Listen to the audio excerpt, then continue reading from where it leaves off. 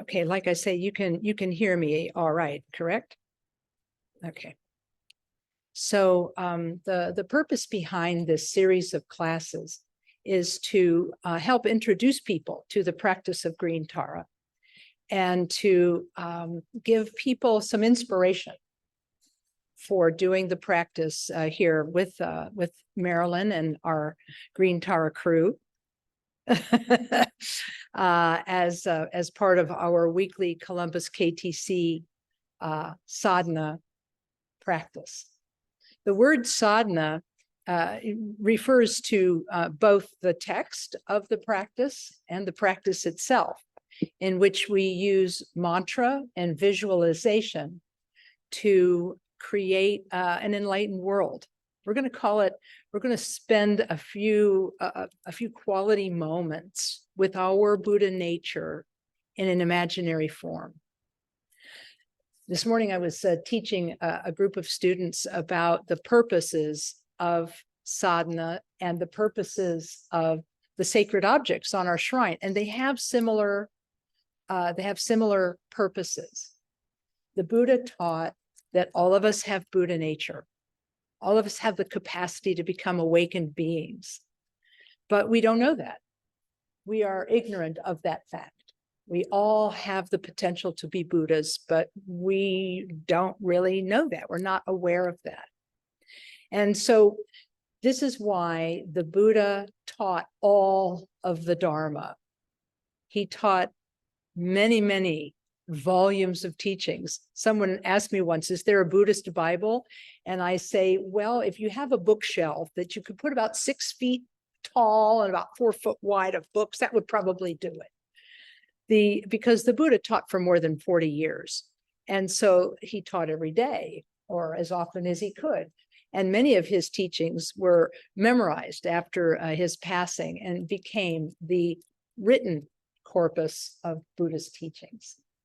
And in those teachings that the Buddha gave, he taught different levels of understanding of our Buddha nature, different levels of understanding. He taught 2 basic approaches, relative and ultimate. From the ultimate point of view, the basic nature of our minds and the basic nature of all phenomena is empty luminosity. In other words, our nature is limitless, our nature is luminous, and our capacity for Buddhahood arises from the limitless nature of our minds. And that's the ultimate view. But I don't know about any of you, but when I woke up this morning, I wasn't feeling it. I wasn't feeling the ultimate, I just wasn't feeling the ultimate today. I looked in the mirror and I saw the same old face and the same old hair and the same old everything. And I began to relate to myself in a mundane way. Very mundane, possibly confused way. And we're all like that. We all experience ourselves in a very mundane and relative sense. We like part of ourselves, we don't like part of ourselves, we have likes and dislikes, and we just experience a lot of confusion about ourselves. But from the ultimate point of view, we're already Buddhas. So how do we join these 2 together? And this is where sacred objects and the items on the shrine, the paintings, the statues, and the prayers, they form a bridge for us from our mundane experience of ourselves to an enlightened experience of ourselves.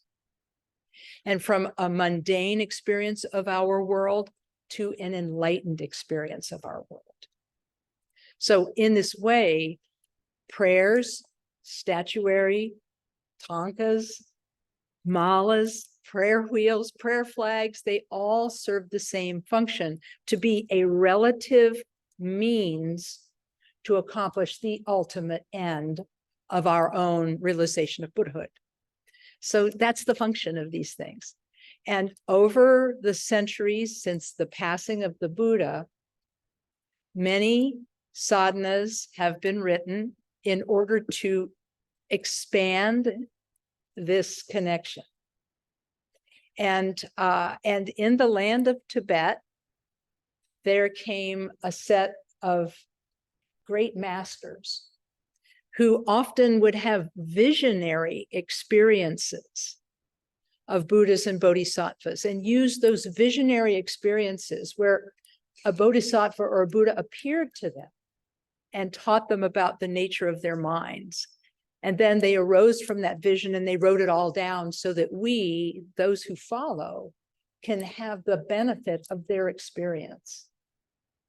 And these type of teachings and these types of prayer texts are sometimes called in Tibetan terma, T-E-R-M-A. Ter means like a treasure. So a terma is a treasure text that is born from the realization of a master and a vision experience of the master, or the master finding hidden texts, because it was said that before the great master Guru Rinpoche left Tibet in the 7th or 8th century, he left behind a lot of teachings secreted in crevices in rocks, sometimes sunk into lakes and so forth and so on. And these were written in a special kind of coded script. And so the great masters of the 18th and 19th centuries and before, I believe that we started seeing the first terma texts, I'm going to say in the 1600s, but I may need a historian to check me on that. But when these teachings arose, they were based on the Buddhist teachings as well as on the visionary experiences and teachings received by the masters. And so it is that the green Tara text we use today is a combination of two things. During the life of the Buddha, he taught not just the sutras, which were his basic teachings on behavior, philosophy, medicine. He taught on the monastic discipline. He taught cosmology. And those texts became known as the 3 baskets of the sutra, his teachings, the Vinaya, the monastic discipline, and the Abhidharma, his cosmology and philosophy. But he also taught a second set of teachings. These were called the Tantras. And for the purpose of the Tantras, he assumed the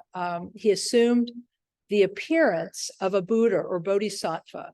And by assuming the appearance of that Buddha or Bodhisattva, he taught specific practices to help us connect with our Buddha nature through the vehicle of Buddhas and Bodhisattvas themselves. Those of you who are familiar with the Buddhas and Bodhisattvas that are spoken of in the sutra literature know that they're almost like a cadre of comic book superheroes that have their own origin stories. But the origin stories of all of these Buddhas and Bodhisattvas begin with them generating the mind of awakening, or bodhicitta. They generate the wish to attain enlightenment for the benefit of others and a following and a commitment to follow the bodhisattva path. And so often these stories begin like this. And so it is the story of Tara, which is told in the sutras, began like this. And I'll tell you her story in a moment. Well, maybe I'll tell her story now, and then I'll get to the Tantra in a minute. When she was a princess back in the day, she generated the mind of enlightenment in the company of a group of monastics, of male monastics. And she made a special wish. She said, "May I only ever appear in the form of a woman." Because the monastics who were taking the bodhisattva vow alongside of her, they all said, well, you should make the aspiration that someday you become a man and you can have all of the privileges that come from being a man. And she said, no, I choose to only ever appear as a woman and benefit beings in that form. And so all of the monastics, being chastened by her bravery, bowed to her. And so the story of Tara began. When she attained enlightenment, many songs of praise were written about her. And there is one that is spoken of in the Buddhist Tantras, attributed to the Buddha Shakyamuni. It's called the Tantra of Praise. And it praises not just the original Tara, but all of her emanations, all of her various emanations. In fact, there are enumerated in this Tantra of Praise to Tara, there are enumerated 21 different forms of Tara, including the central green Tara herself. And so this Tantra of Praise is very old. It goes all the way back to the time of the Buddha, this Tantra of Praise. So we fast forward now to the I believe the 19th century, when a Tibetan master named Chogyur Dechen Lingpa, he had a vision of Tara, and she said to him, "Excellent, excellent, excellent." And so based on this vision, he decided to craft, based on previously existing liturgies of Tara and the 21 praises, he put these together and created what he called a mandala ritual. Now, the word mandala means center and surrounding, and it can mean the mandala of a Buddha or the mandala of a bodhisattva and all of their attendant Buddhas and bodhisattvas. You've seen undoubtedly the sand paintings of mandalas that have been created by monastics and monks and nuns around the world. Those sand mandalas are two-dimensional representations of a three-dimensional palace of enlightenment. And this three-dimensional palace of enlightenment is said to be part of the display, the awakened display of a Buddha or Bodhisattva. You are sitting in a three-dimensional representation of such a palace right now.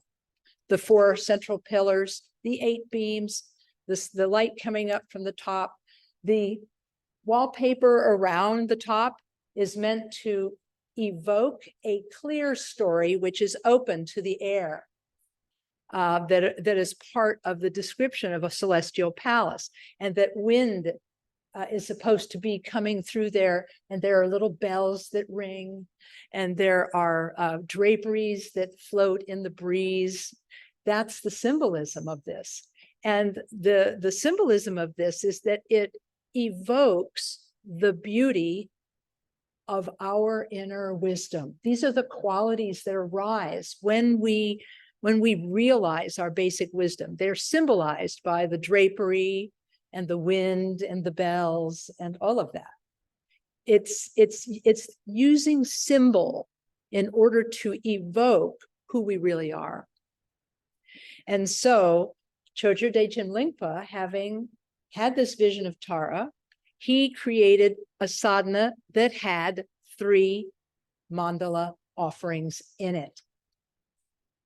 The mandala offering can mean this amazing palace, but it can also mean the mandala of the world, of the universe. And anyone who has been to art exhibits about this or read books about it know that in classical Buddhism, it was thought that there were that one could offer the universe on a beautiful plate with heaps of rice or jewels, and evoking the 37 features of the phenomenal world. The central mountain, Mount Meru, all of the 4 continents and the 8 subcontinents that are said to exist in this symbolic world. And then all of the beautiful things, you know, the goddess of awe of song, and the goddess of dance, and of, you know, flowers, incense, lamps, perfume, everything. All of these things are imagined in the form of rice or jewels on a plate.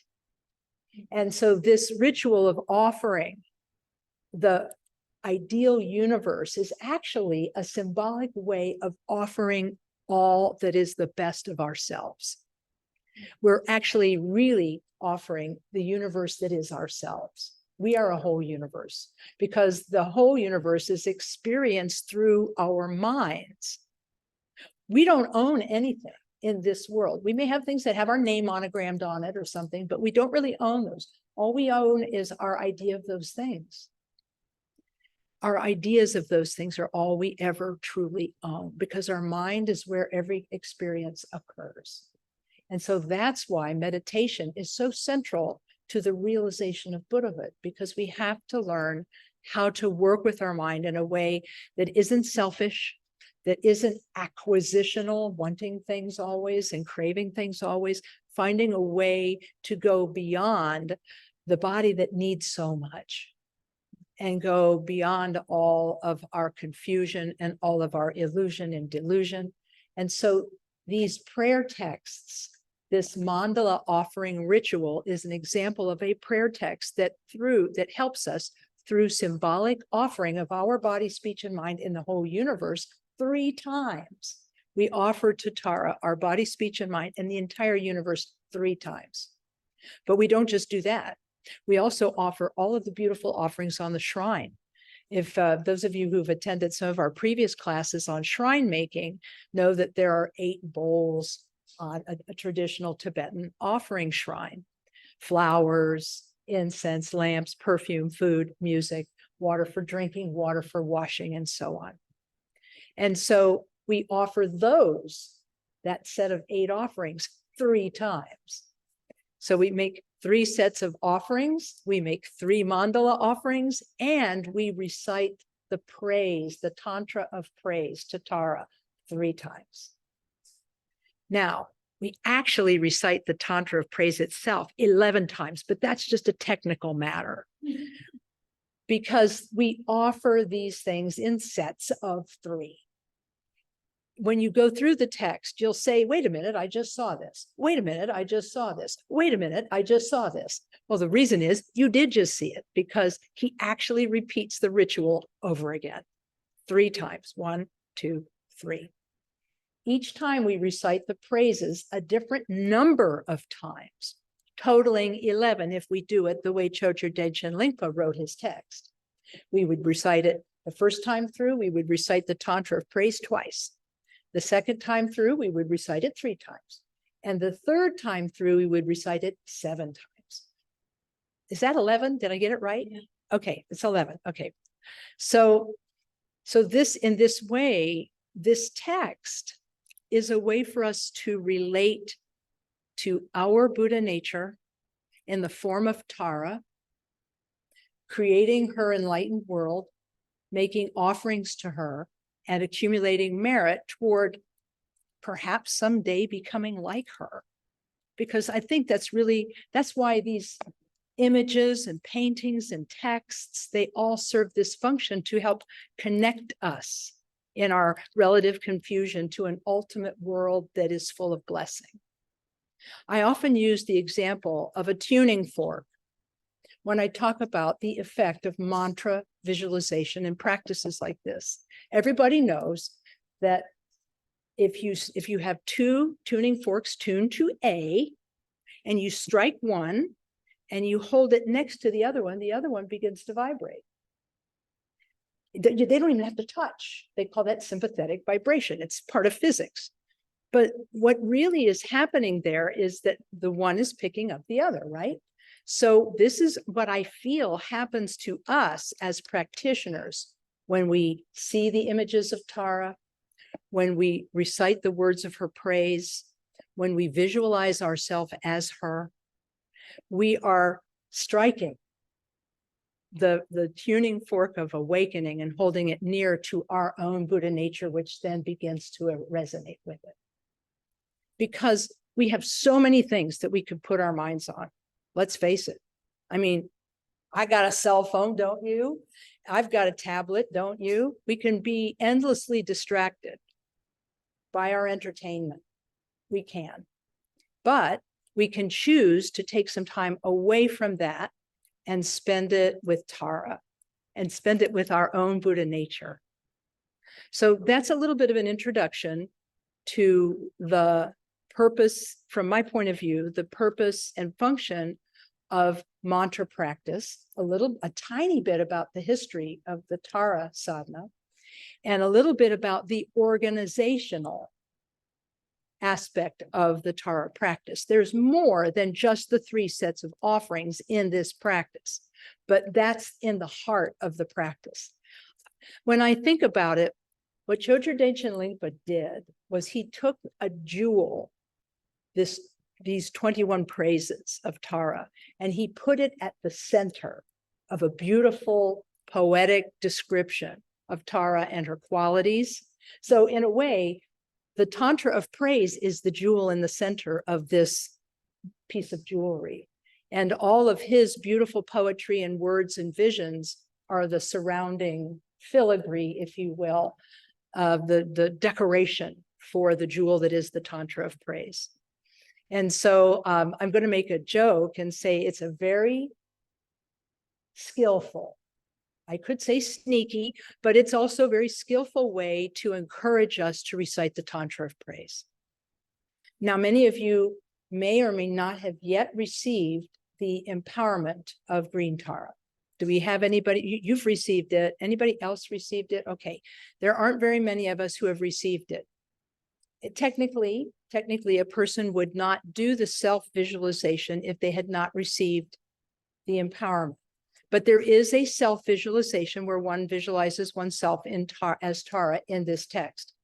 What I will encourage you to do is to make the aspiration to receive the empowerment as soon as you can, and to do the practice as a form of rehearsal.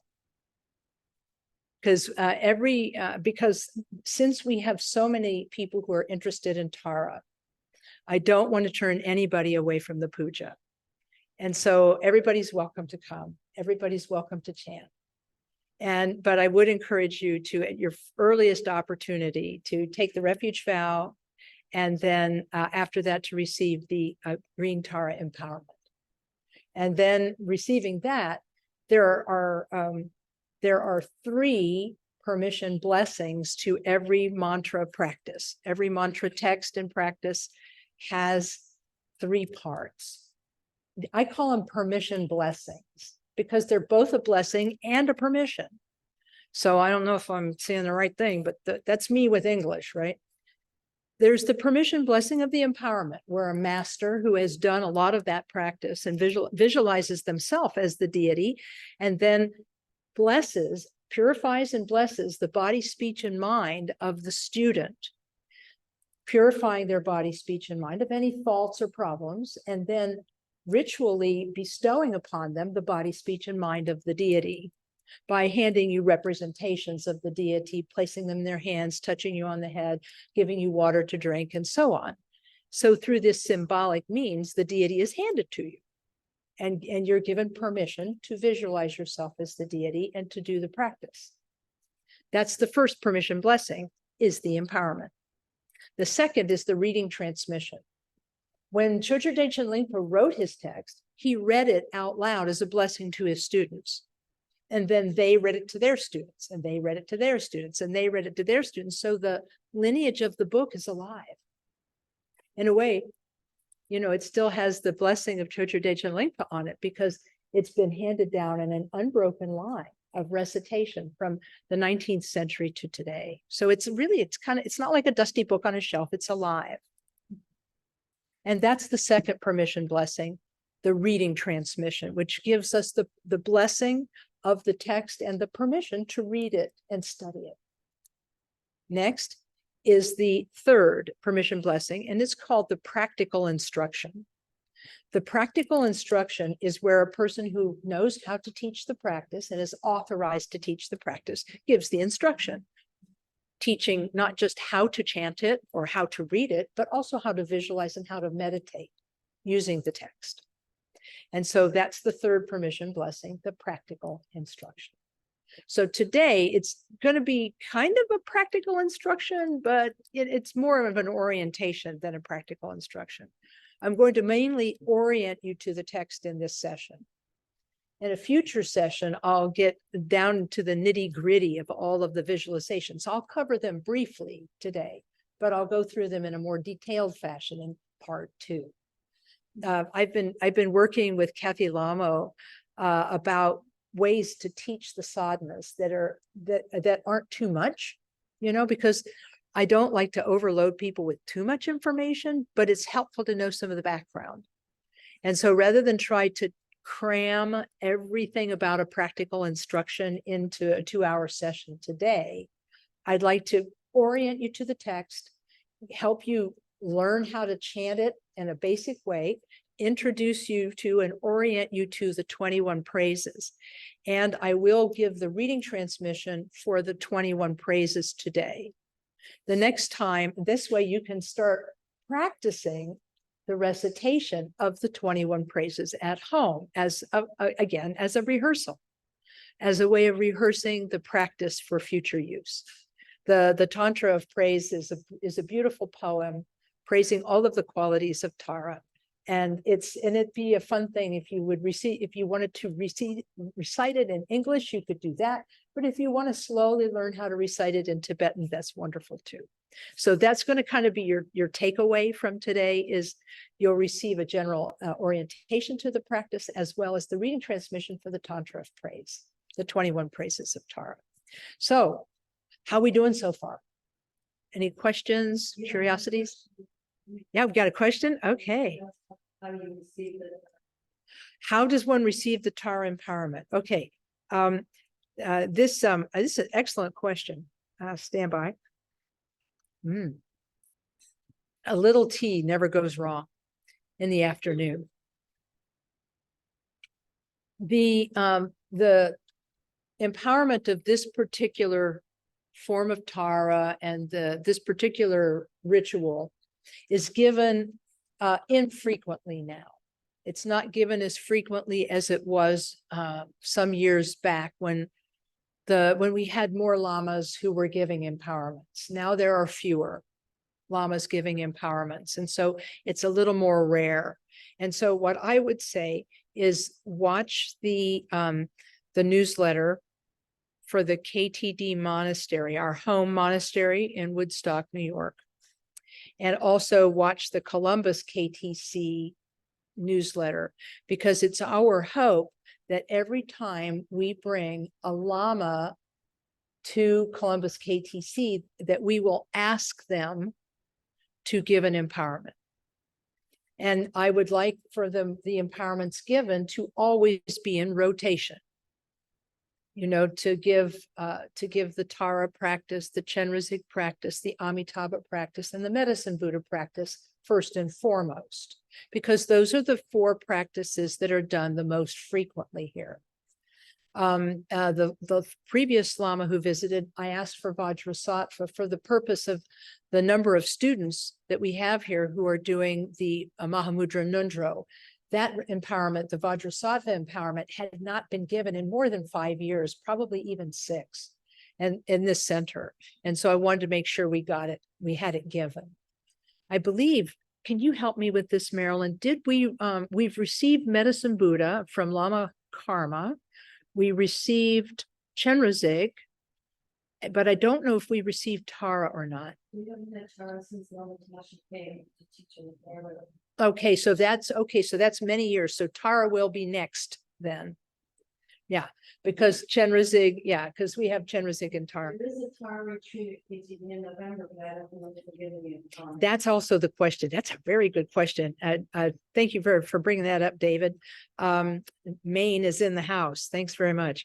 I think that what this means is that I need to get on my cell phone and text a message to Lama Lodro Lama, who is leading the Tara retreat, to make sure that someone gives it. Perhaps she could request Kempo Urgen Tenzin who might be in residence that weekend, to give the empowerment. So fingers crossed, we'll try and get that done soon, because that's it's November, right? We'll see what we can do to make that happen. I thank you for that. Yes. So yes. If we gave you a list for it, it was just the other additional ones and what's the practical considerations. The questioner is asking about the other of the 21 forms of Tara, and that there actually are other forms of Tara. Different lineages of Tibetan Buddhism will emphasize different forms of Tara because many different masters have had visions and have written sadhanas based on their experience. The two main forms that we have been learning at the KTC centers have been Green Tara, who is the remover, the swift one without fear. That's what her name means. You know, she's called, her epithet is, let's see, Omjetsun Pamadromala, Chatsal Dromon Yurma Pamo, so that she's the swift one without fear. Jigte, you know, so she's free from fear. So she removes obstacles. And then the white Tara gives blessings for health and longevity. And so those are the two main forms of Tara we practice, but there are others. And in fact, there are places where you can see images of all 21 Taras. In fact, somebody made like a hand drawing of the 21 Taras that I'll show to the it's not a professional painting or anything like that of the 21 forms of Tara, but it's evocative. We'll just put it that way. Somebody even hand colored this. The green Tara in the center and all of the 21 forms of Tara surrounding her in the different directions, northeast, southwest, northeast, southeast, northwest, southwest. And so there are ways of talking about the 21 Taras, but that is an entirely different class. Yeah, that's going to be a further education for us. Other questions? Anybody else from the Zoom audience?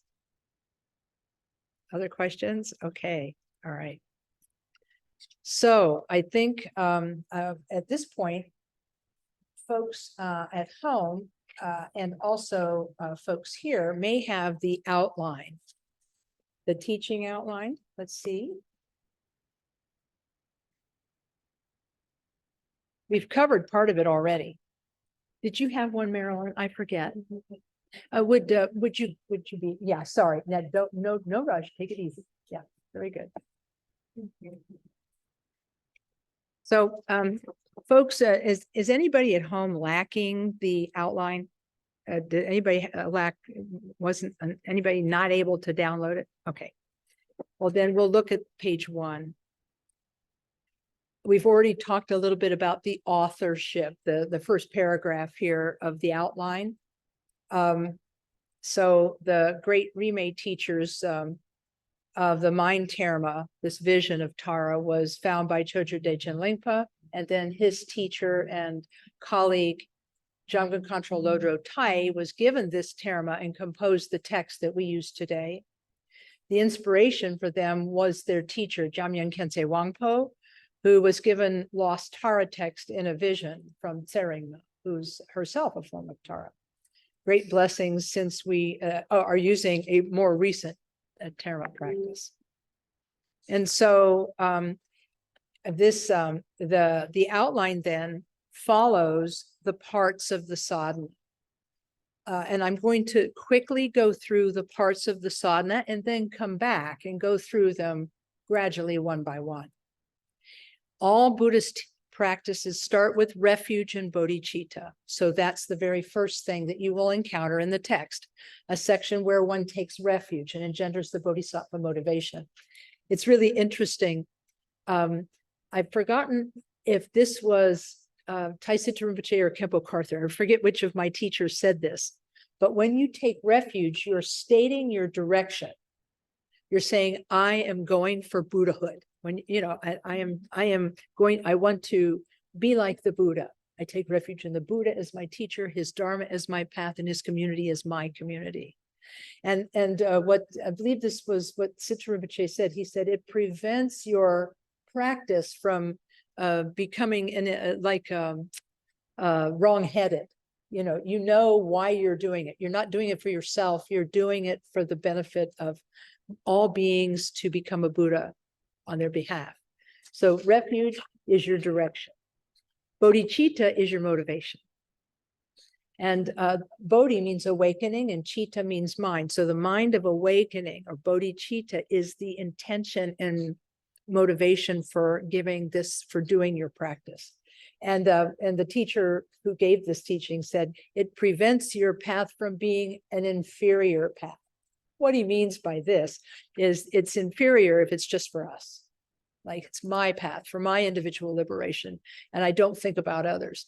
Whereas the bodhisattva motivation is much broader and includes a lot more. And so that's why all Buddhist practices begin with refuge and engendering bodhicitta, to give us a reminder. You could call it another form of excellence. Remember, Tara said, excellent, excellent, excellent. And this had to do with the three types of the three sets of three offerings.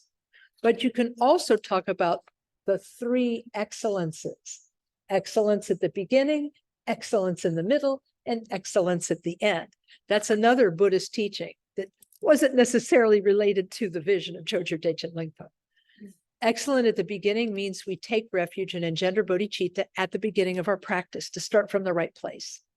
Excellent in the middle is that we try to maintain our bodhisattva motivation, even if we get a little frustrated because chanting in Tibetan is not easy sometimes. And at the end, excellent at the end means that we dedicate the goodness to the attainment of enlightenment by all beings. So excellent at the beginning, excellent in the middle, excellent at the end. And so that's why we start with refuge and bodhicitta. The next part is the 7-branch offering.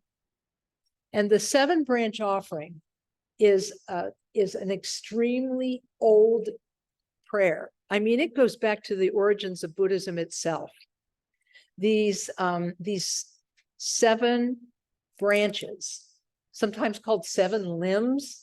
Anyway, this 7-limb offering, it has each part helps us to go a little further down the Buddhist path. It starts with homage. Homage is the first limb or the first branch. Offerings is the second one, where we make offerings to the Buddhas and Bodhisattvas. The third is confession of faults. We acknowledge our mistakes and resolve to do better. Rejoicing. We rejoice both in the good things that we have done and the good that others have done. We request the wheel of Dharma to be turned. I love that phrase. It's poetic, isn't it? They talk about turning the wheel of Dharma. It goes all the way back to pre-Buddhist India, where they talked about a righteous monarch. You know, sort of like the legends of King Arthur in Britain. You know, a righteous monarch that would rule fairly and with wisdom and kindness. And they called this particular type of monarch the wheel-turning monarch, the wheel of the law, or the wheel of, you know, of the truth of Dharma. And so even in pre-Buddhist India, there was this idea of the chakra, which means wheel, Vartan monarch. The chakra Vartan, king or queen, that would rule with kindness and wisdom, and that this person would be full of the truth of the Dharma, whatever the Dharma was, whether it was Hindu Dharma or Buddhist Dharma. So this is why the idea, the word, the phraseology of turning the wheel of Dharma, that's how it got started, was from the idea of the Chakravartin, or the righteous monarch. And then the request not to pass into nirvana. We pray that all Buddhas and Bodhisattvas remain with us. We ask them not to pass away, and we ask them to continue teaching. And then finally, we dedicate the merit of everything that we have done before.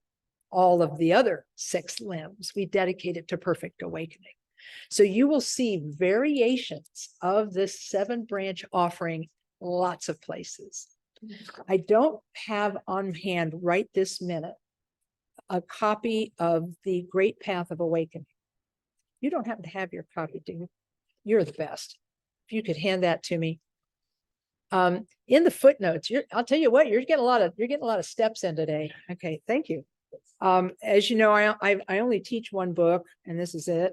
I only read one book, I only teach one book, and this is it, sadly, but not sadly. Sorry, not sorry. Can I say that? Sorry, not sorry. There's one of the footnotes here. It's footnote number 54 for those of you who like details. It's on page 73 of this edition. It says it gives the function, the symbolism of each of the 7 branches. It gives the symbolism.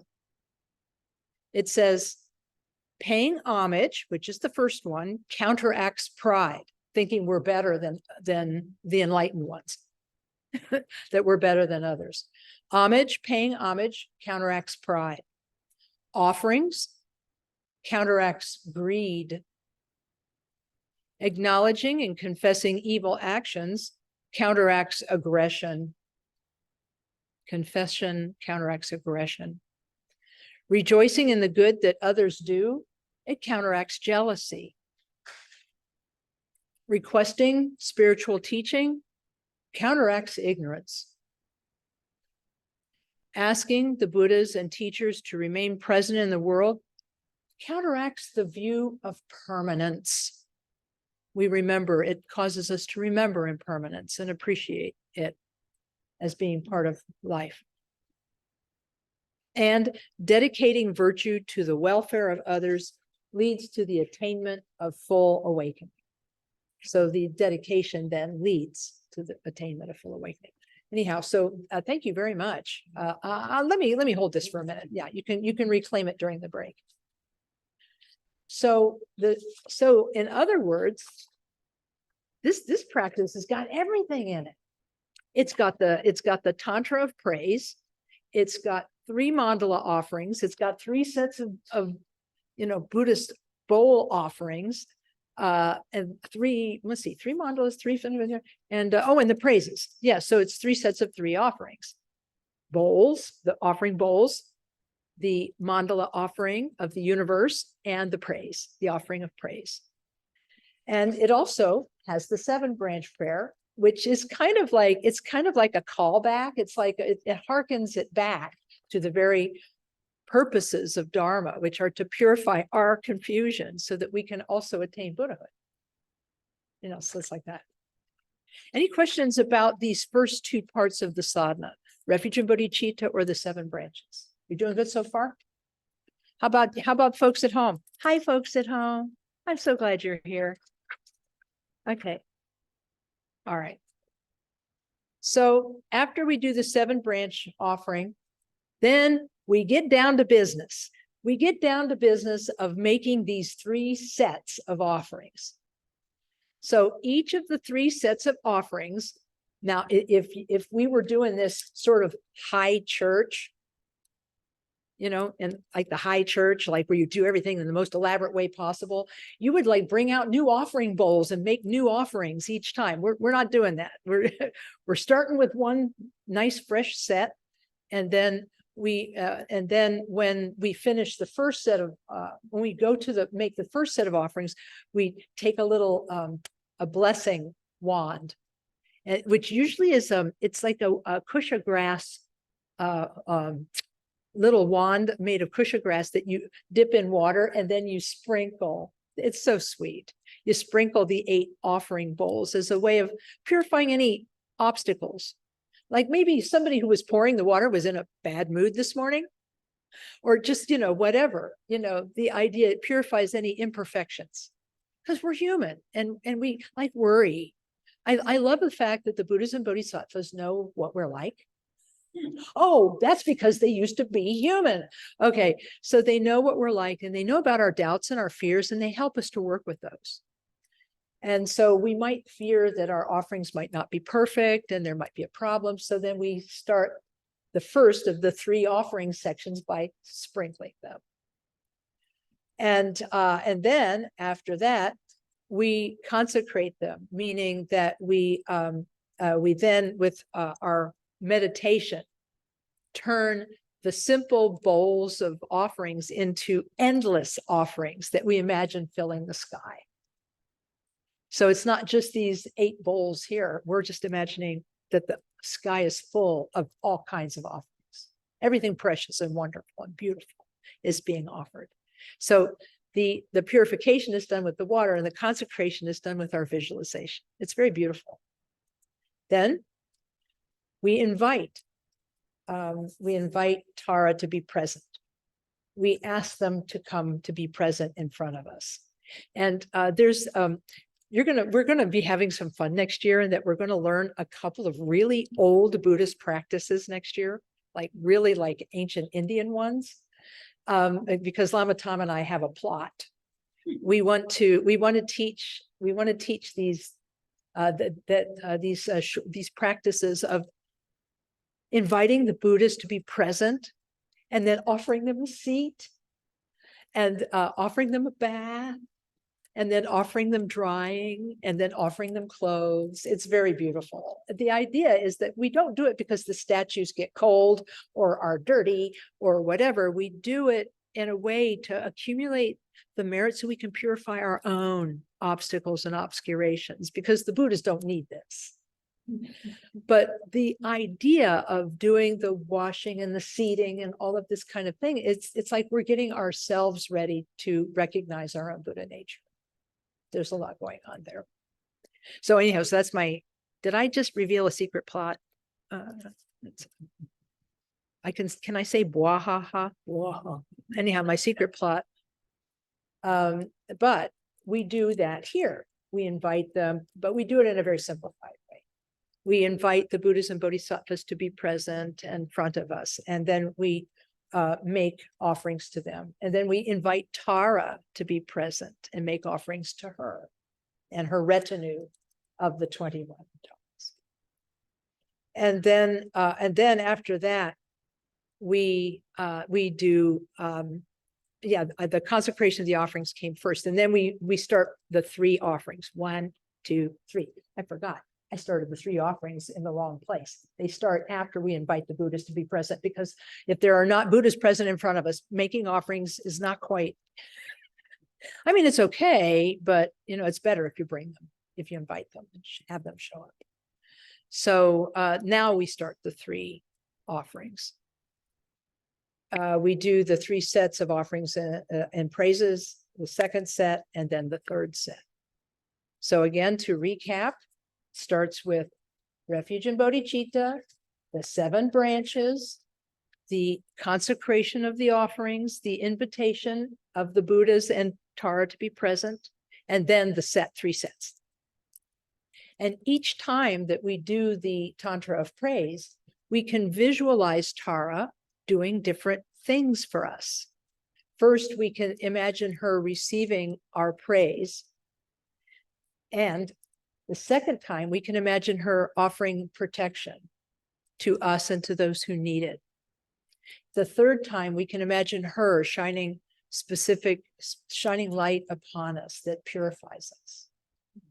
And so each of the 3 sets of praises have visualizations that go with them. So you can see it could be as simple or as complex as a person might like. At first, for those of us who are new to this, for us, it's mostly about keeping up. The Nirma Palmo part, Gloria Swift one, the Swift one, for some reason, there came to be a tradition of chanting this very quickly, I guess to evoke the swiftness of her blessing. But it can be a challenge for those of us who are new to it.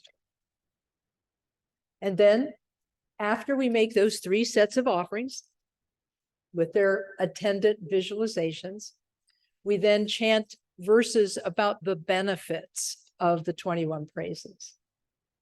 And after doing that, we then make something called a torma offering.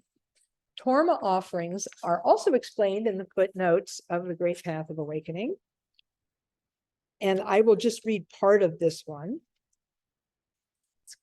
This will take a minute because I have to, this one I don't quite know where to find. It's in the footnotes, but I'll find it. 6 classes of beings, okay. 4 kayas. Oh yeah, here we go, Torma. Footnote number 68. on page 81 of the gold edition. Torma is a kind of gift or offering whose significance is explained as that which has power and capability.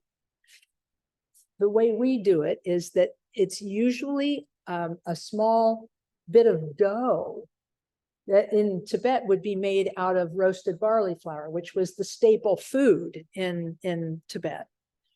Roasted barley flour, butter, and water would go together to make a dough that would then be shaped into various shapes, depending on which offering is being made. It's kind of like cake. You know, there's birthday cake, there's anniversary cake, there's Halloween cake, there's everything, right? We have many different kinds of cake for many different purposes, but these are small.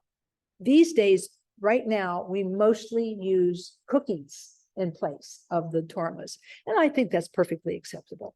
At some time in the future, if our Tara cadre gets big enough, we'll teach you all how to make these sculptures out of the modern equivalent of roasted barley flour is rolled oats.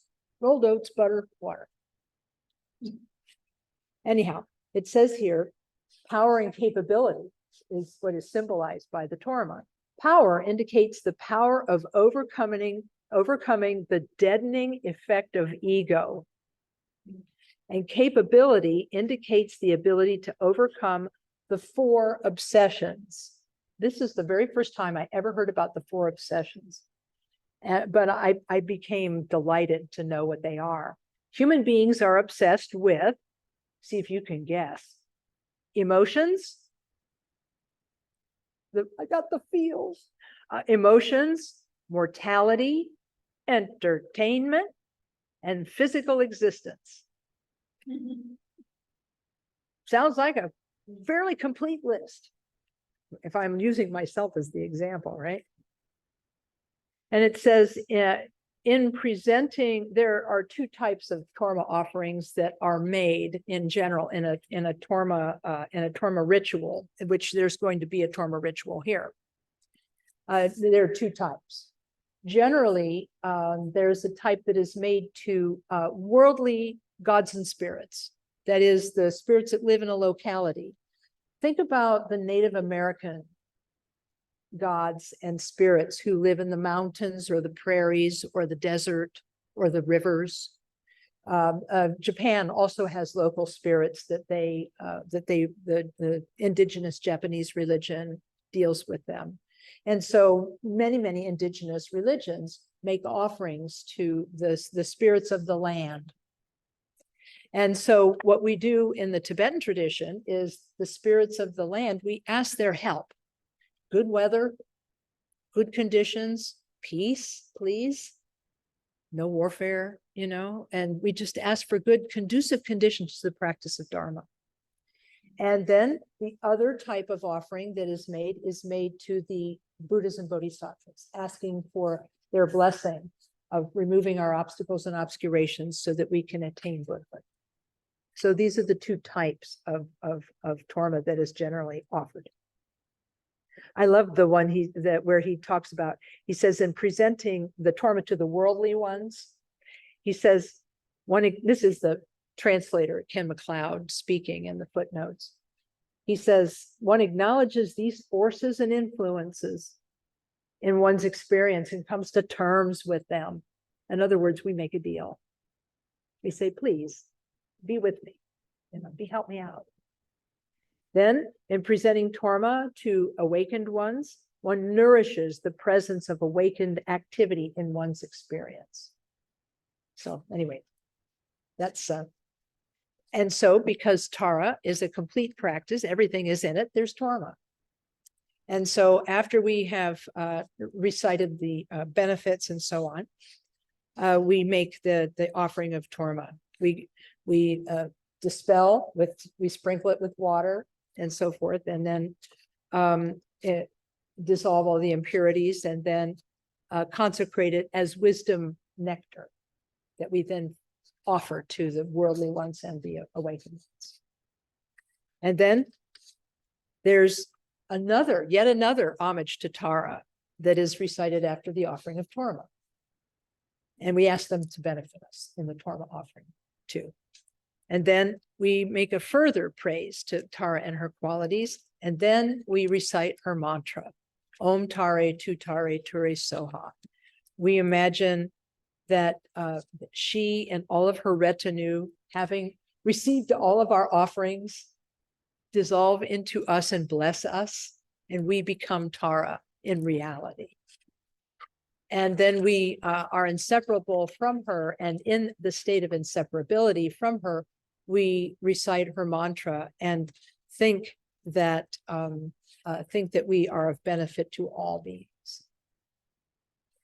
And then after we recite the Tara mantra, we recite a purification mantra. In fact, it's the mantra of Vajrasattva, which I guess we're going to have a teaching on next month on the Vajrasattva practice. So, so we're going to learn the Vajrasattva mantra next month. But we recite it here as a way of purifying any mistakes. Once again, as humans, we may have doubts. We may worry, oh, did I do my mantras properly? Did I do them well? Was I a little disturbed or distracted?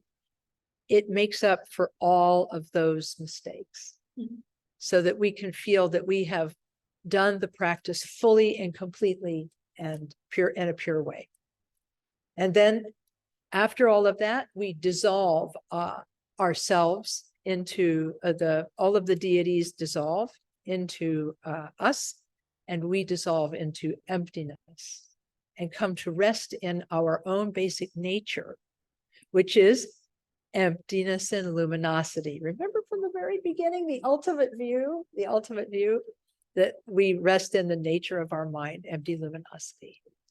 And by doing that, we conclude the active part of the practice. And then the practice concludes with dedication and auspiciousness.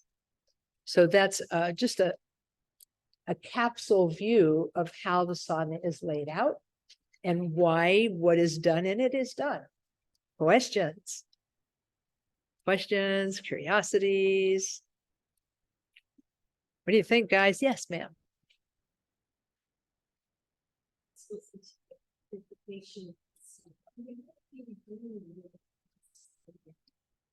What do you do with? This is so weird. Yeah, exactly. Do with the what? Doubts. Oh, the doubts. Oh, right, sure. I understand that. The questioner is asking, this is also foreign. This type of practice is very foreign to us. It really is. And, how do we deal with its foreignness? Okay, so I'm going to tell a funny story, okay? And hopefully this will help a little bit.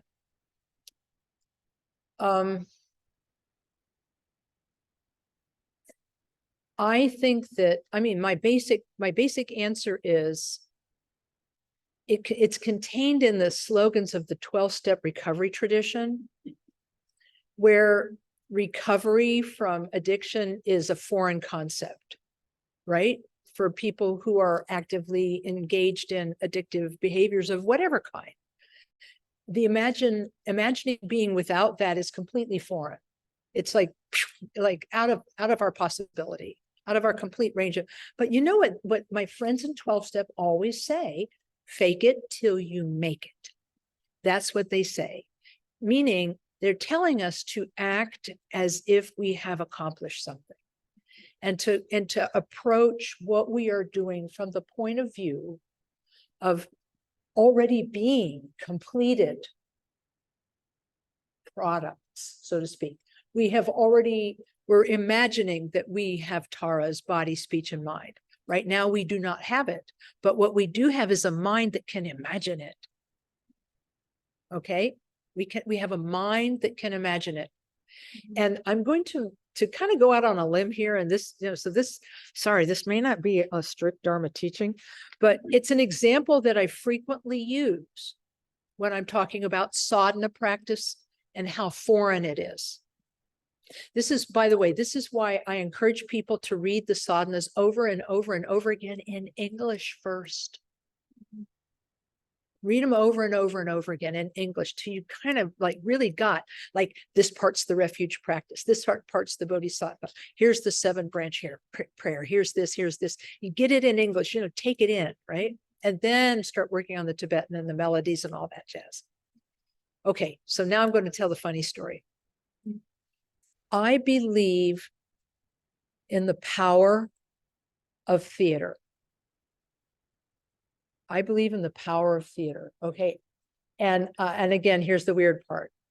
I love musical theater. It's like, I don't know why it makes me so happy, but it makes me incredibly happy to see musical theater or to see any kind of theater for that matter.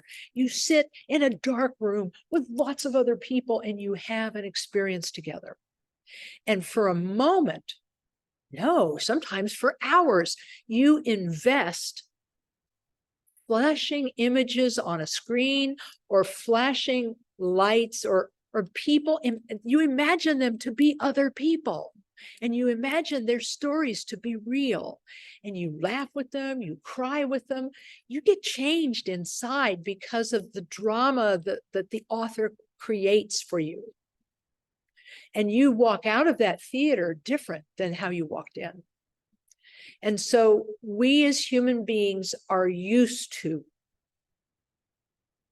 what do they say in literature class, that the willing suspension of disbelief, the willful, you dispense with disbelief. You just give it up. You do it. You suspend your disbelief long enough to entertain the idea that these people are important and they have something to tell me. We give them that power. If we can do it for actors performing or musicians performing for us and telling us stories through their songs or poetry, we can do it with anything. You know, we can, you know, and like in modern times, a lot of people are using visualization to help them with everyday activities. They use visualization to overcome their fears. They imagine fearful situations before going into them as a way of working with their fears. Other people, for example, if they are athletes and they want to improve their performance hitting a baseball or dunking a basket, they imagine themselves doing these things first. So if they can imagine that, can we imagine being enlightened? I think so. If they can imagine making a basket or hitting a baseball, we can imagine being pure beings. We can imagine that. So that's kind of my answer. It's super foreign, totally get that. And so is most of the theater I've seen. Because they talk about stuff that's not in my experience, but they talk about a lot of things that are in my experience.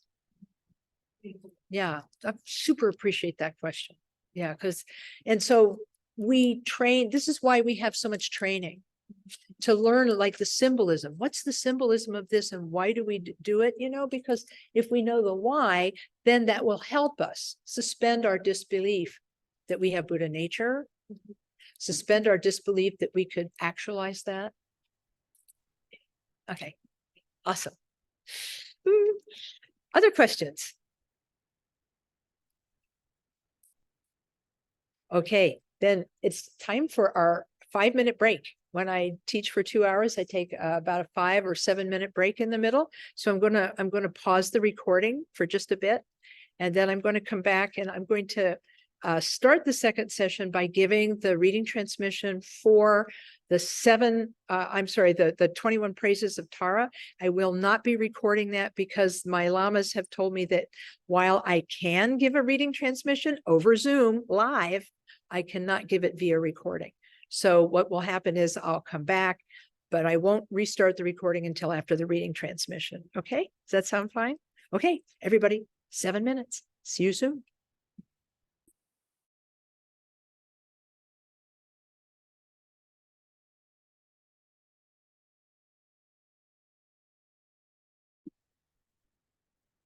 Okay, very good.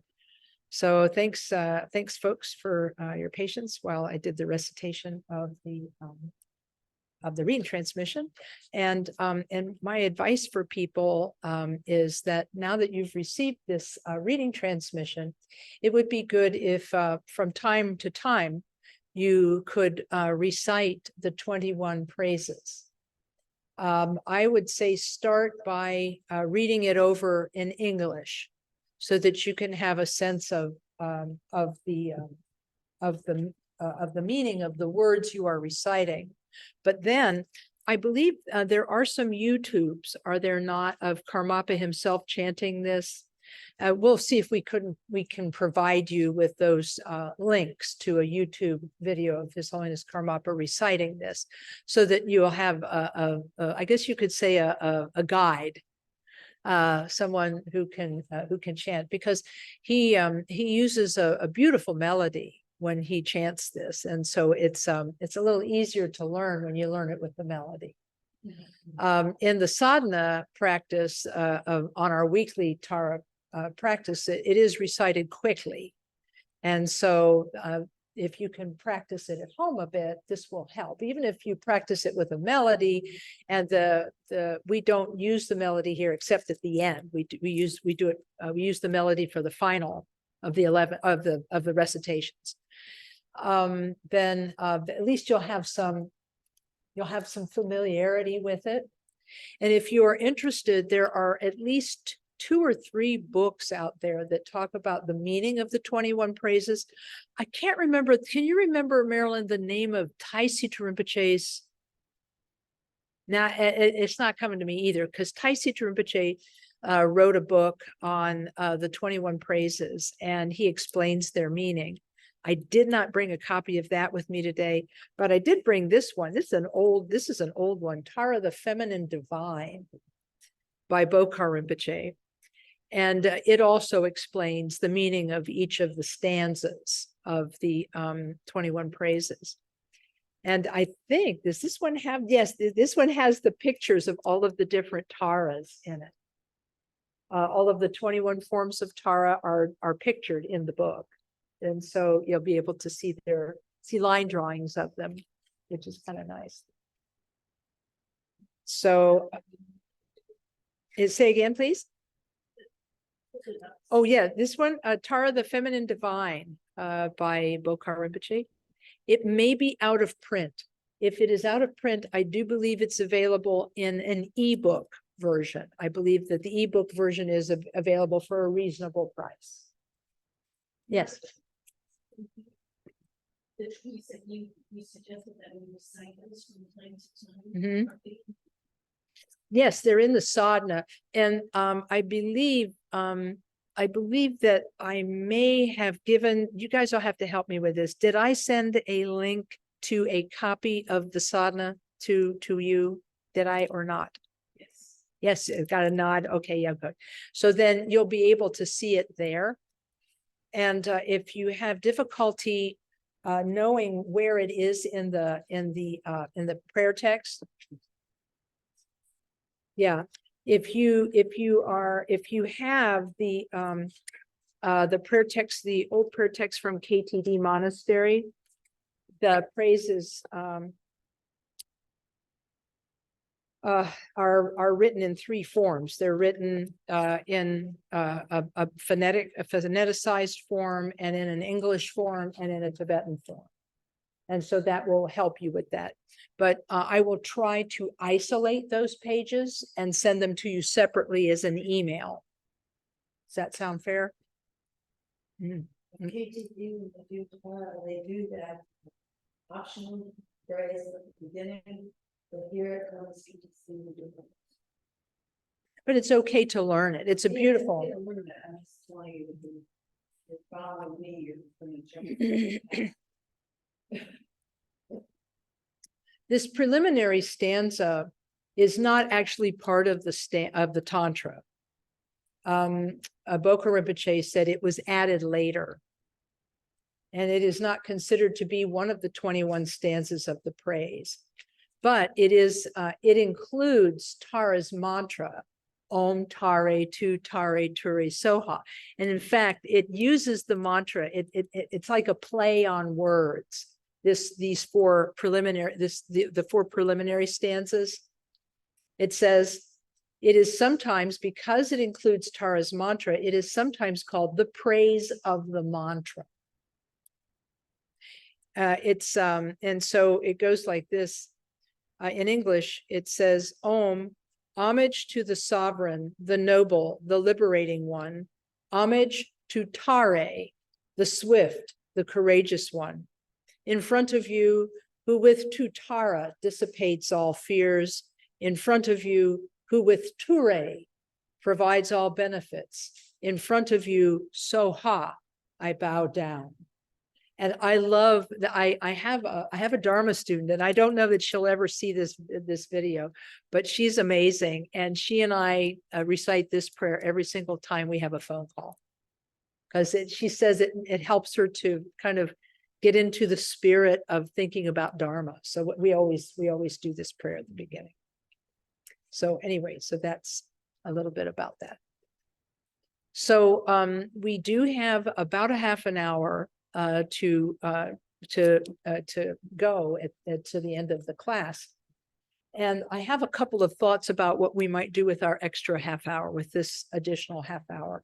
I'm wondering if it would be of benefit to you to talk a little bit about what Tara is good at doing, which is to help you dissipate fear. We could talk about the 8 great fears, or the 16 fears. We could talk about that, or we could go through the text bit by bit, and I could show you the different sections. Or we could talk about any of the questions you might have about Tara or about deity practice. Thoughts? Do we have anybody who say? Talking about Tara and she's good at. Okay, yeah. Okay, we got a vote for talking about Tara, and we got 2 votes. We got 3 votes. Okay, for talking about Tara and what she's good at. Okay, good. Then that's what we'll do. And then your homework, if you'd like to take it on, would be I'll send you copies of the 21 praises, and you can read them over in English as you wish, or you can read them in Tibetan. And practice with the video, chanting them with a tune, because you're in the phase of learning. You know, we can't do all of the complex visualizations because this was not the purpose of our class today. In part 2, we'll teach the visualizations and a little bit more about how to chant. But at least at this particular point, we can talk a little bit in general about Tara and her activity. How about that? Okay. I'm going to base this on Bokha Rinpoche's book, Tara the Feminine Divine. He says that there is the ultimate Tara and the relative Tara. Remember the two levels the Buddha taught on: the relative level, which is how things appear, and the ultimate level, which is how things really are. Well, there's also a relative and an ultimate Tara. And he says that the Tara that is ultimate is the nature of mind itself, the nature of your mind, empty luminosity, awareness itself. The ultimate Tara is the nature of your mind. The relative Tara is the princess with the story and the taking of the Bodhisattva vow and so forth and so on. And so that's the relative Tara. And I was talking to Khenpo Rinpoche about Buddhist prayer once, and he used Tara as the example, because he said that when you are praying to the Buddhas and Bodhisattvas, he said they can engage with you to the extent that they are able, which is they're endlessly able, but your ability to see their help may not be as big as their wish. So, so there may not be a match. It's like that old joke. I hate to tell old jokes, but here it is, about the man who was trying to save himself from a flood, and he prayed to God to be saved from the flood. And he's up on top of his house, and he's praying to God to save him from the flood. And a guy comes by in a boat, and he says, "Do you need help?" And the man says, "No, God's going to save me." And the guy with the boat goes by, and then the guy with the helicopter comes, let me throw you a line. And he says, no, no, God's going to save me. Well, unfortunately, sadly, the man perishes in the flood, and he goes to the pearly gates of heaven in this story. And he says to God, what happened? I prayed and you didn't save me. He said, didn't you see the guy in the boat? Didn't you see the guy with the helicopter? He said, help me out, So our ability to receive help from Tara is maybe a little bit hindered by our obstacles and obscurations, or to see her assistance being offered. But we can, that doesn't mean we can't ask. And Kemper Rinpoche told me, he said, there are stories that are told of Tara actually being able to help people in situations of extremity. And there are several of these stories told by Bokha Rinpoche in this book. And, but what their ultimate wish, what the Bodhisattva's ultimate wish for us is that we attain awakening and become like they are, awakened and being a benefit to others. So I had to say that. So here's what he says. Let's see.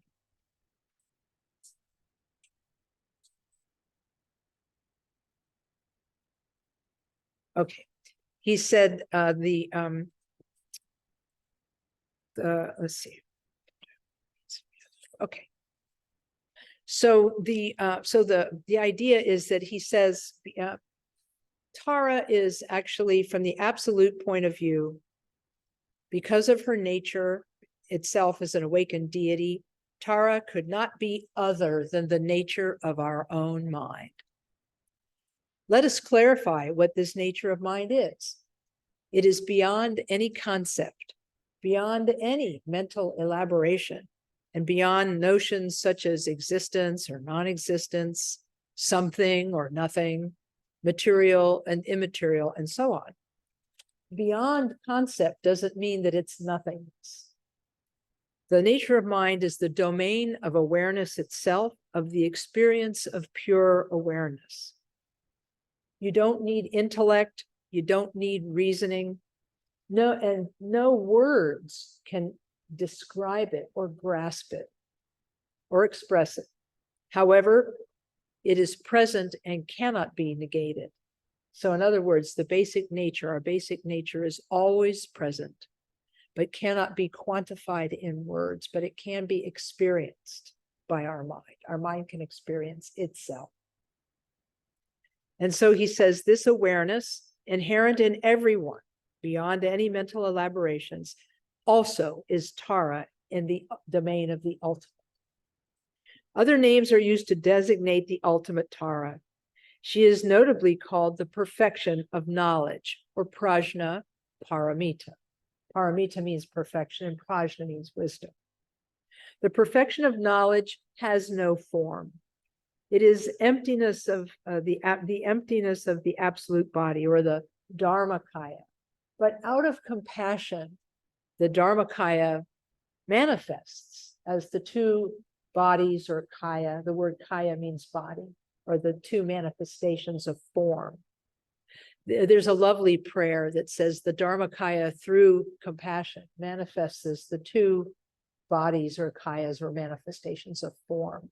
There's called the body of pure enjoyment, Sambhogakaya, which is the representation of the Buddhas and Bodhisattvas wearing silks and jewels. And it really, the silks and jewelry are symbolic of all the qualities of Buddhahood. That's why they call it the body of supreme enjoyment, because the idea is that when one has attained awakening, one has no suffering, and one is beyond the suffering of this world, and so forth. And then he goes on to say that the feminine deities such as Tara or Vajrayogini and many others appear from her awakened essence. And he said, it is also said that Tara is the mother of all Buddhas, which also refers to her awakened essence. The nature of mind, perfection of knowledge, and emptiness are, in fact, equivalent terms. All of the past Buddhas have attained Buddhahood by realizing the empty and luminous nature of mind. It is the same for present Buddhas, and it will be the same for future Buddhas. Thus, Tara beyond time, beyond space, and beyond concepts, is the mother of all Buddhas. So the idea is that the basic nature of mind itself is the mother of the Buddha that is within us. So I thought that was a very beautiful way of talking about her. And then he tells the story of when she was known as Wisdom Moon, the Princess Wisdom Moon, and he tells her story. And then it says here that she became known as the swift and courageous one because of the depth and power of her meditation. And then she is also called the daughter of the world's sovereign, meaning because one of the stories of her origin is that she arose as a tear on the face of Chenrezig, the Bodhisattva of compassion, who was crying for the suffering of the world. So there's lots of stories that help to talk about her active compassion. So it says here, Tara has infinite compassion for suffering beings. And like Tara, all bodhisattvas make wishes that lead them to act in one way rather than another to actualize their wishes. Likewise, Tara's main activity is to turn away fear and danger. What is fear? How does Tara help us deal with it? During our existences in this world, we experience two basic kinds of fear. The first is the fear of not obtaining what we wish for. The second fear is not being able to eliminate danger or threats to ourselves and others. Because of one or another of these two reasons, not obtaining what we wish or not being able to escape what we fear, he says, because of one or another of these reasons, we often find ourselves afraid at various levels, from mere worry and concern to absolute terror. But if we look more closely, we see that the real cause of fear is none other than ego fixation itself. Ego fixation itself, grasping at the idea of I or me. The greater this attachment to I or me, the greater this fixation on I or me, the more numerous are our fearful states. All that threatens me in one way or another engenders fear. All that the I risks to lose engenders fear. Fear and a belief in the reality of self or I or ego, fear and attachment to oneself are very closely related. On this profound cause, various factors are added, such as the circumstances of existence, but also some of our karmic predispositions, because we have to remember that we have lived not just one lifetime, but many lifetimes in which we may have encountered many fearful situations. The karmic predispositions sometimes engender fear that arises without apparent reason. There will be many times when fear arises and is for no apparent reason. And these are coming from karmic predispositions. He says we can also have a state of almost permanent worry that no outer event can explain. He said the correlative to any feeling of fear is the desire to counteract that fear by finding help and finding protection.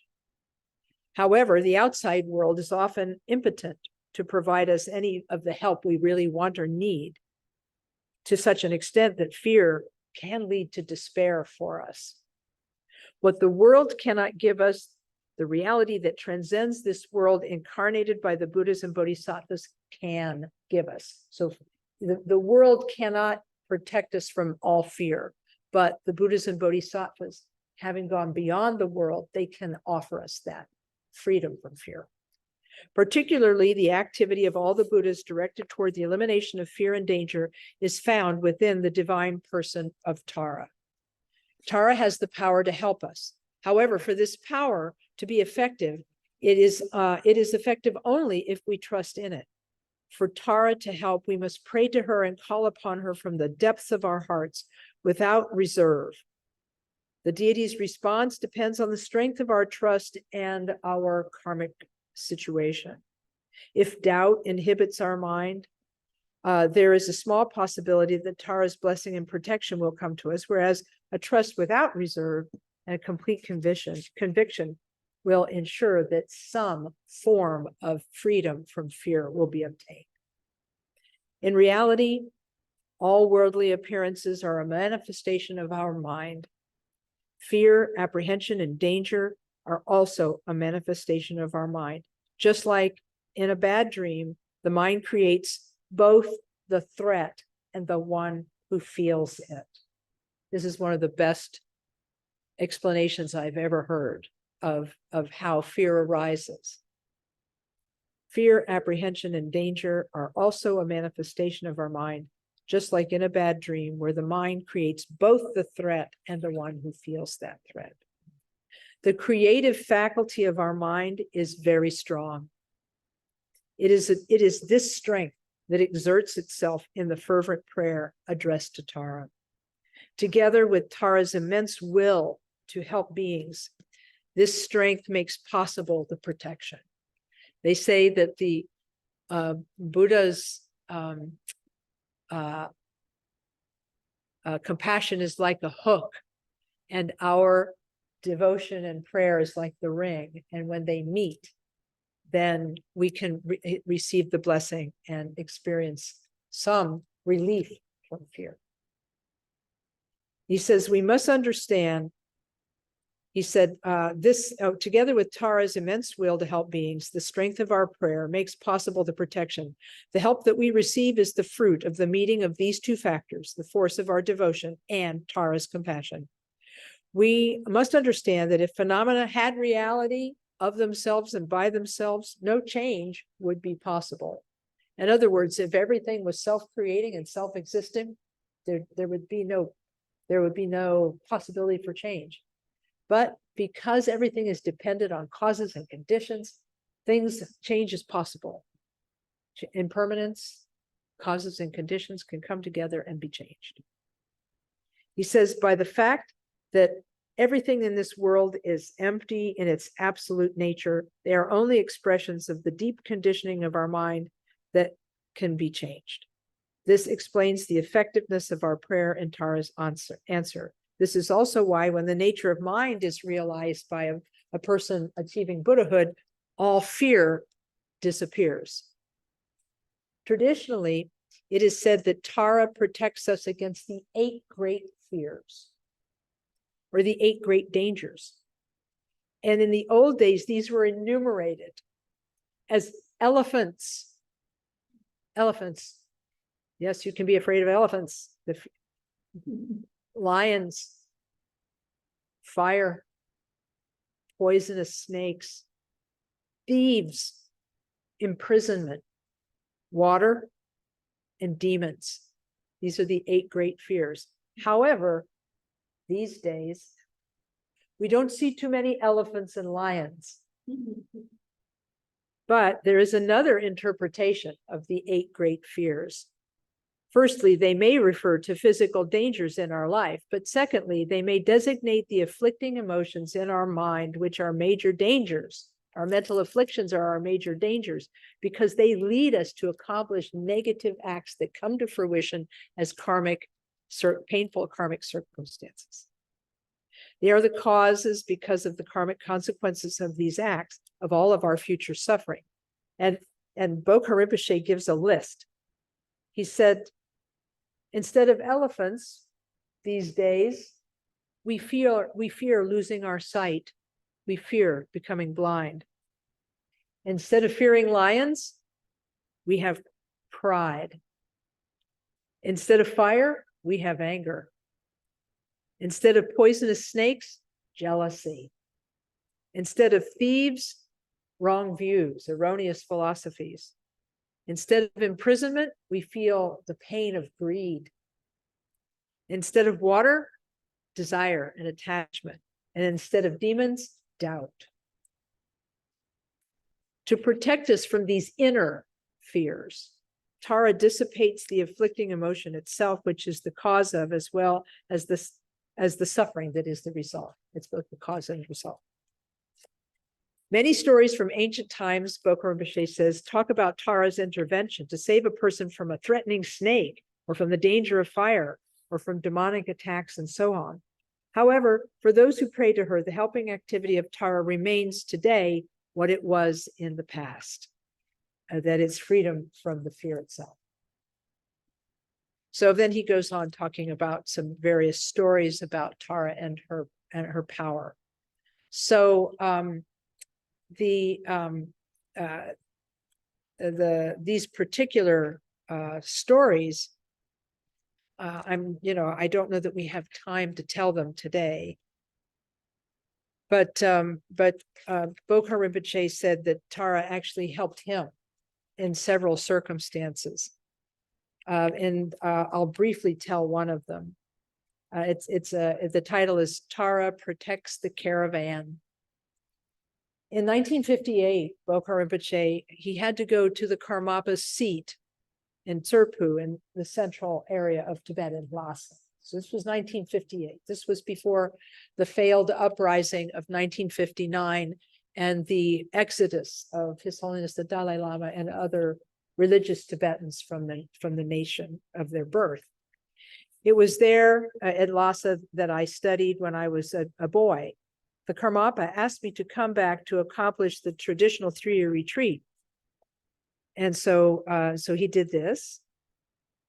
And he talked about trying to gather the funds for his retreat. And for him, he needed to exchange. I think they were trading commodities, sugar for wool and this type of thing. And he said, besides carrying brown sugar to the monastery in exchange for other things, our caravan carried many presents for the Karmapa. But in 1958, the road to Lhasa was extremely dangerous. We didn't fear the communists, but we feared the Kampas, the militias, the home militias that were fleeing with no other means of subsistence other than to take flocks and horses and food by force. Given all the animals traveling in our caravan, as well as everything we carried, it represented an ideal prey for the bandits. To obey the Karmapa, it was indispensable that we go to Tserpu no matter how dangerous it was. So who could protect us better than Tara, he said. To be assured of her help, I asked the monks of the monastery and the nuns of the nunnery and the lay people to come together and recite 100,000 of the praises to Tara. 100 people showed up, and it took us about 10 days to accomplish the total of 100,000. Then we left. On our way on several occasions, we could not avoid crossing the route used by the fleeing troops. By changing our itinerary, we were able to avoid them most of the time. Nomads that we met were warned of their coming. They tried as much as possible to save their belongings in herds by hiding them farther away. Generally, it had no effect because the retreating troops violently forced them to reveal their hiding places. Talking with the nomads, we also knew that the horsemen from the east would soon arrive. Although we had been warned, it was impossible for us to evade them. We went off the path set up our encampment, but it was not sufficiently hidden to avoid being seen. From where we were, we could clearly see them coming, menacing and demanding ransom from the nomads who had given us a warning. It should have been inevitable for them to see us. Our tents were white. We had an impressive amount of yaks, mules, and horses that would only attract attention. But for inexplicable reasons, they did not see us. Certainly, we were terrified, but we never ceased to pray to Tara and recite her praise. We took advantage of nightfall to continue on our way.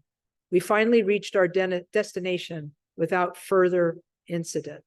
Even now, when I recall this deadly trip to Serpu, I am convinced that our safe journey was due to Tara's blessing and her kind protection. So your mileage may vary, but there's no better way to begin a day than to begin by reciting the 21 praises of Tara. And for this reason, it is customary in monasteries all throughout our Karmakaju tradition to begin the day at dawn with this sadhana of Tara by Chogyur Dechen Lingpa. The three excellences, the offerings of the offering bowls, the excellent offering of praises to Tara, and the excellent offering of the mandala, the three offerings. And by doing this and by reciting her mantra, they begin the day with this sense of purpose and also the sense of Tara's protection. So I'll take a few minutes to see if there's some questions. I see there's a comment in the chat here on it said 15 years ago, a co-worker gave me a mala. He taught me this saying. I had no idea what it was until right now. Which saying was that? The Tari Tutari Ture Soha. Om Tari Tutari Turi Soha, really? So I've been saying that for many years and had no idea what it meant. You were saying Om Tari Tutari Turi Soha Yeah. for many years without knowing its meaning? Yeah. That is amazing. That is amazing. And I'm so glad you mentioned this because I actually have a sheet of paper here that explains her mantra, and I'm going to see if I can quickly find it because the actual words of the mantra. Yep, I found it. This is the blessing of you reciting this so many times. Om Tare Tu Tare Turi Soha. Om symbolizes that which is supreme, the awakened state of mind. So Om symbolizes the awakened state of mind. Tare is the wisdom that arises from the form of this wisdom taking form as Tara, Tare, right? Tu Tare is affliction, and Ture is the vocative or vocative form of Tura, which is she who is swift. Soha, so means concentration. Ha means play. So together, the boundless display of magical realms and the boundless display of manifestations of awakening. So there we have it. Om Tare Tu Tare Turi So. I'm so glad your coworker gave you a mala and taught you the mantra, and now you know. This is fantastic. Thank you. Thank you for sharing that story. Anyone else have something they'd like to share? I guess this means you have to keep saying it, okay? Other questions or thoughts?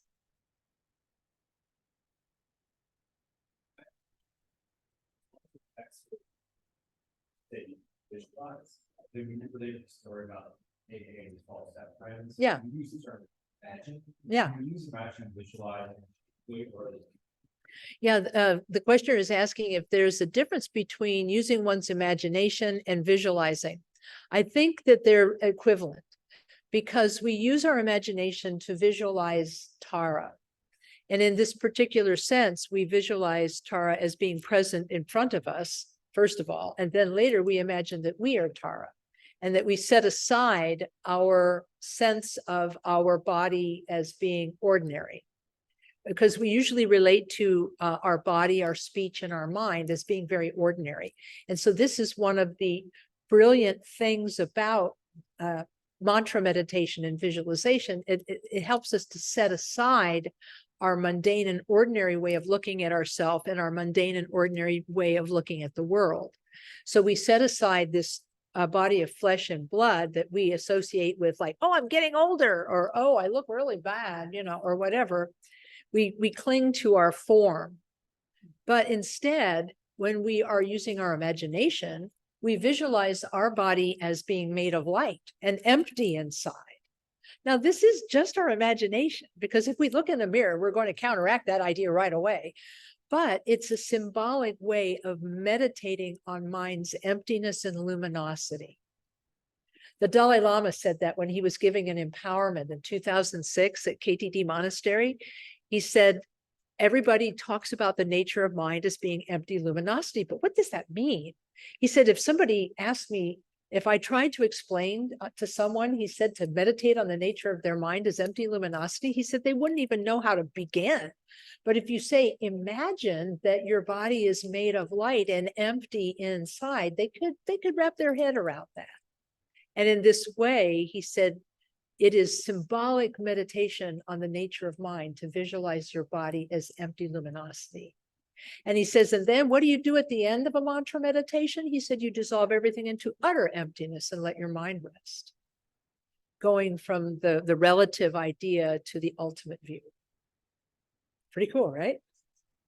So, so the body we set aside for the idea of light and emptiness. And the speech we set aside for like sound and emptiness, like an echo. And the mantra is like the enlightened speech of a Buddha or Bodhisattva. So we set aside our yak, yak, yak, yak, yak, our mundane speech for the speech of a Buddha or Bodhisattva. And then our mind, usually we relate only to thoughts, feelings, emotions, chatter, chatter, chatter. But we set aside those thoughts during the meditation, and we think that the source of all of our thoughts is this empty, luminous wisdom. We sort of set aside the jumping on the every passing thought, you know, and living out whatever world that thought tells us, like your life is great, your life is awful, and so on and so forth. We just set aside all of that for the period of time that we're meditating, and create this amazing reality of Tara's pure realm that we are inhibiting or inhabiting as Tara. So we set aside body, speech, and mind, mundane ideas for these awakened ideas. That being said, it's important to note that visualization does not imply that a person will be able to see everything in one's mind's eye as clearly as with your physical eyes. One of my lamas said people beat themselves up because they think their visualization skills are not good. He said, when really, he said, you're using your mental consciousness, that aspect of your mind that thinks things and imagines things. And he said, and that wavers a lot. He said, look at how your shamatha meditation is. You're meditating really nicely and calmly, and then suddenly you're over here, and then you're meditating nicely and calmly, and then you're over there. He said your stability in meditation is a little unstable, so your visualization is going to kind of wax and wane and wax and wane and wax and wane, just like your shamatha, quiet sitting meditation, waxes and wanes. He said, so just, stick with the idea of being the deity, stick with the idea of being present, the deity being present in front of you. And even though we use the word deity, which is the literal translation of the Sanskrit word deva or hla in Tibetan, they don't really mean a god.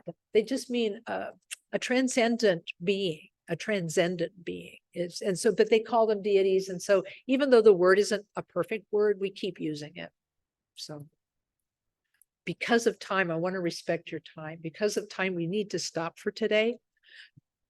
So I'm sorry, I can't take any more questions, but what you can do is if you have other questions, you can go ahead and send them to me. I'll put my address in the chat. It's Lama Kathy, LAMAKATHY, at, whoop. Oh, shoot, I can't type suddenly. It's been a long day. At ColumbusKTC.org.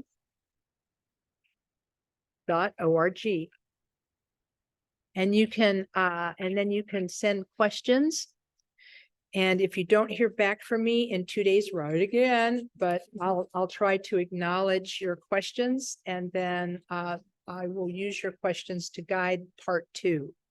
I was saying to Kathy Jackson today, who taught the morning class on Chenrezig, that we're trying to standardize how we teach these classes, and so that we can form like a second level of curriculum for Columbus KTC that is all about the sadhanas and all about the shrines and all about the Mahayana mind training. So we're trying to find various ways to increase the level of learning. And so we have to do a little trial and error. So we present things a certain way, and then it works or doesn't work, and then we present it a different way, and trying to kind of hit the sweet spot so that we can give people enough information, but not too much, so that they have some info, but they're not overwhelmed. So it's thank you for being part of our trial and error today. Thank you. Well, let's dedicate our merit. We'll sit quietly for just a moment, and mentally, instead of using words, we'll mentally dedicate our merit to all sentient beings. We make the aspiration that through this merit, all beings are liberated from fear and danger, that they come to realize their own mind as Buddha, and becoming Buddhas, may they benefit all beings everywhere. We'll mentally dedicate the goodness with this thought in mind.